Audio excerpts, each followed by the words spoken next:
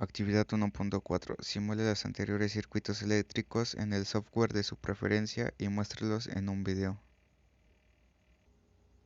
En este caso, y por recomendación y práctica, utilicé el simulador LTSpice 17, ya que es un software fácil de comprender y analizar los diagramas requeridos.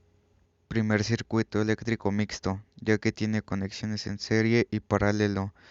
Podemos observar una fuente de alimentación de 42 volts, contiene 7 resistencias entre 2 y 84 ohms. Se puede notar 3 nodos bases en el circuito eléctrico, que estos unen dos o más componentes entre ellos. Con la herramienta de edición de simulación utilizamos la capacitancia e inductancia para calcular automáticamente el voltaje adquirido entre los nodos antes mencionados. Al correr el circuito, el software nos dio unos puntos de operación calculados en base a la alimentación y las resistencias ocupadas, dándonos unas cantidades de voltaje aproximadas entre 8 y 42 volts y otras más de corriente respecto a las resistencias y sus valores, de menos 3.5 a 1.75 amperes. Segundo circuito eléctrico, análisis mixto, ya que también tiene conexiones en serie y paralelo.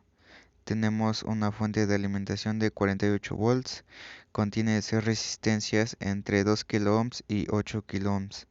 Se pueden observar 4 nodos bases en el circuito eléctrico simulado, que estos unen dos o más componentes entre ellos.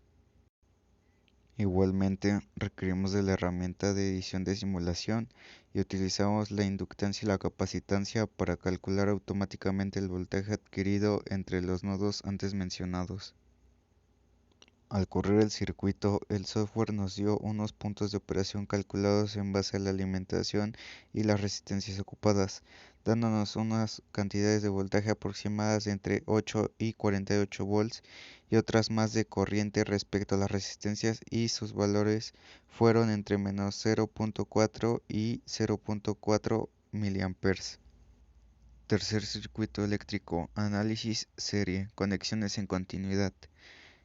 Tiene una fuente de alimentación de 100 volts, contiene 6 resistencias entre 2 ohms y 24 ohms. Se pueden notar dos nodos bases en el circuito eléctrico simulado, que estos unen dos o más componentes entre ellos. Del mismo modo, requerimos de la herramienta de edición de simulación y utilizamos la inductancia y capacitancia para calcular automáticamente el voltaje adquirido entre los nodos antes mencionados.